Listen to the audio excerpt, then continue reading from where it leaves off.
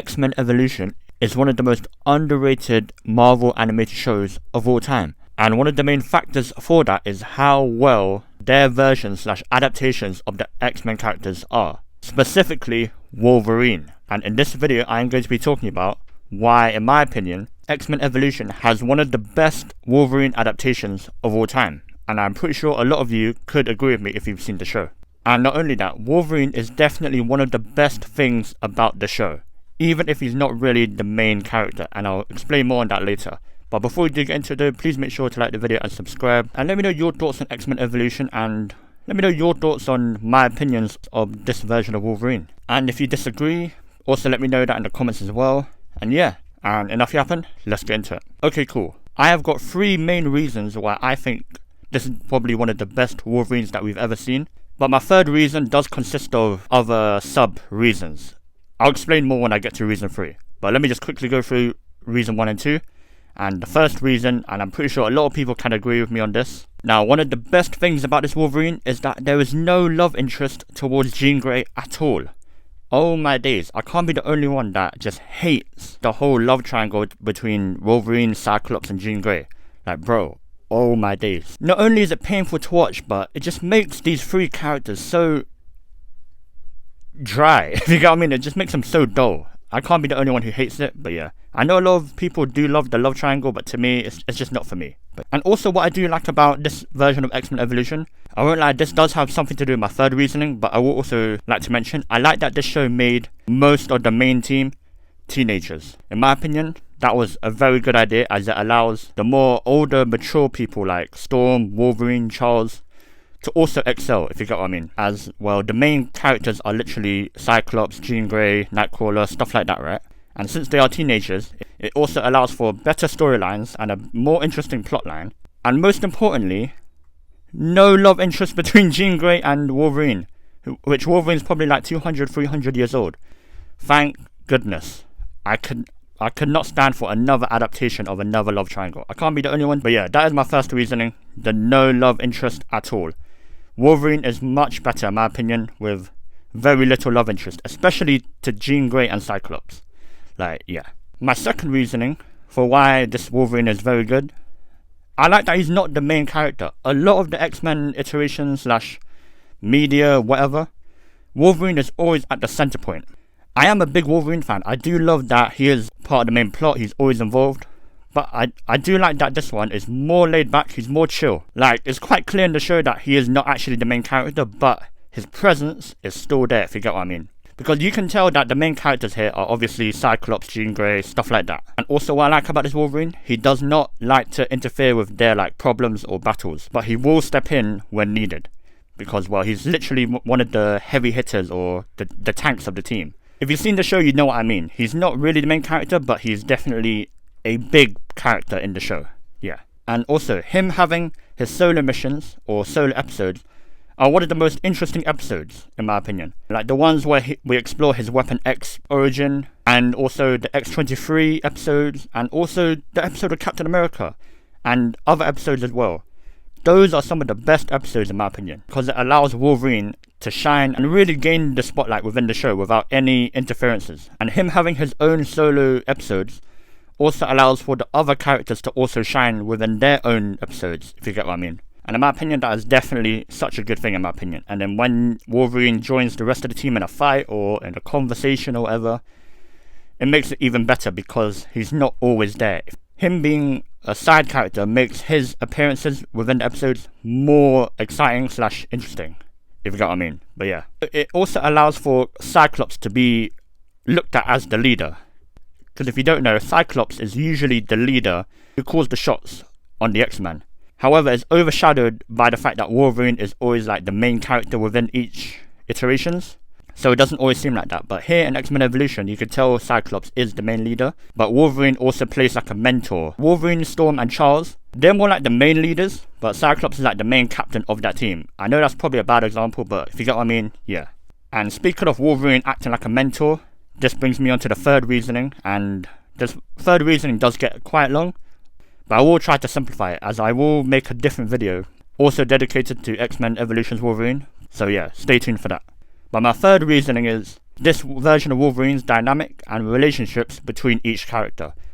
Oh my days, in my opinion, this is by far one of the best parts of the show. For example, like I just said before, him playing that mentor slash father figure slash uncle slash big brother role is perfect for Wolverine, because a lot of iterations also forget, in every single scene, Magneto or Charles is not the oldest person in the room, it's actually Wolverine. And I like that the show actually shows us that, because given Wolverine's age, he may not be as wise as Charles, but he should have some wisdom during those 300 years or 200 years. So I do like that they did make him like a father figure slash mentor slash advice giver. So yeah.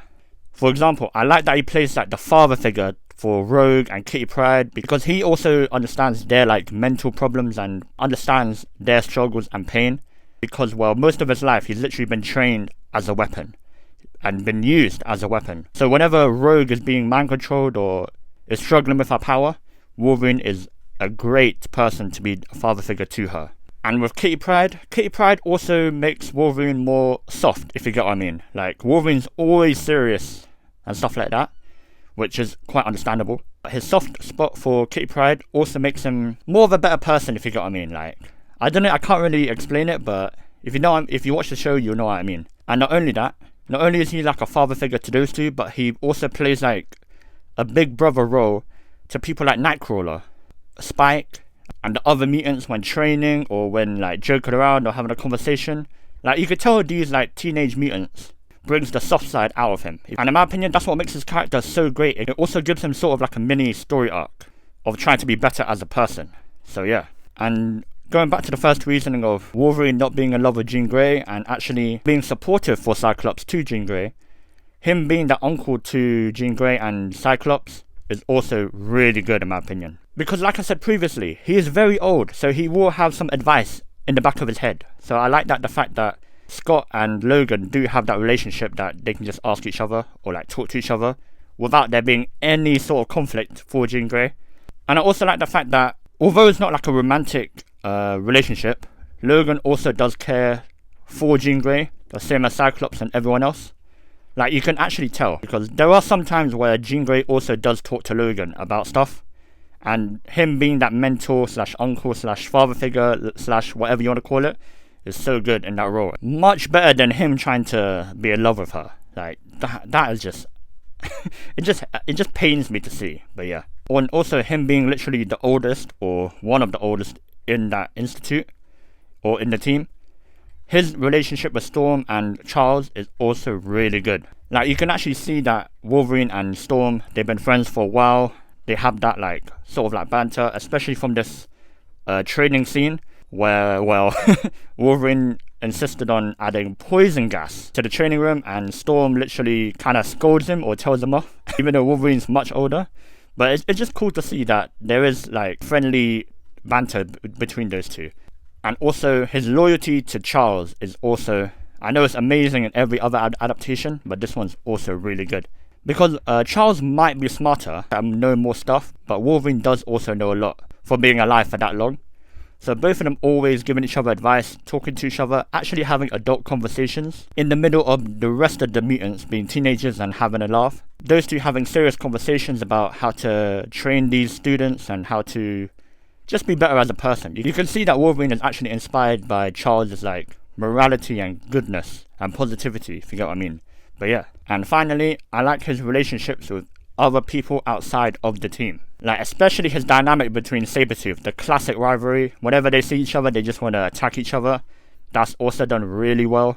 And I do remember an episode where those two did have a rivalry and Storm literally told both of them off and said, this place is not the place for you two's petty little rivalry. And I laughed at that, bro. Found it quite funny, but yeah.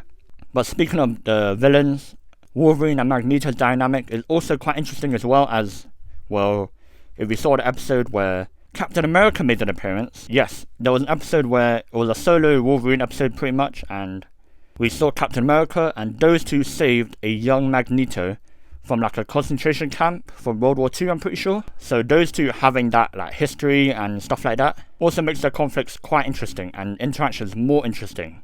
Because I'm pretty sure, I know Wolverine does not agree with Magneto's methods, but I feel like you can tell Wolverine does understand where Magneto is coming from as well.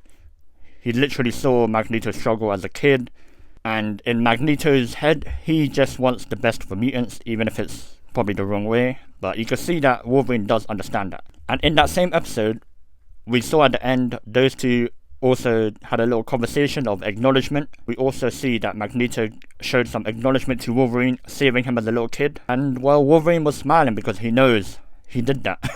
But yeah, I thought that was quite a cool moment, and yeah. Oh, and finally, I would also like to add, his dynamic between Nick Fury and X-23 is done really well in my opinion. You can tell Wolverine, whenever Nick Fury is there, he's just had enough. You can just see his anger and animosity towards Nick Fury. For when Wolverine did work for S.H.I.E.L.D., you can definitely see he does not like Nick Fury at all. I found that was pretty cool. His dynamic between X-23 is so good in my opinion, because Wolverine is pretty much like a father to X-23, because it's literally a clone of him. You can see through the episode that he literally hates the fact that they done this to her when she's literally a kid. She had no childhood, and seeing that also makes Wolverine, like I said about Kitty Pryde and Rogue, it does make Wolverine even more soft as he realizes that kids should have fun. And at the end of that episode, he changes his ways of training and makes his training more fun. Because in that episode, he does realize that the rest of these mutants could have ended up just like her, not having a childhood and just being a broken person. I just like the relationship between him and X-23, their like dynamic father-daughter thing. Even though she literally has pure anger and hatred towards him because he blames him for what happened to her.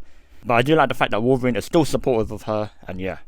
So yeah, these are some of my quick reasonings for why I think this Wolverine is one of the best versions of Wolverine. And I can't lie, X-Men Evolution just done such a great job between each characters. I might do separate videos for different characters as well. But I just thought Wolverine is by far the best character that they've done in the show, in my opinion. But yeah, if you did enjoy this video though, please make sure to like and subscribe. And again, let me know your thoughts down below. And yeah, have yourselves a great day. See ya.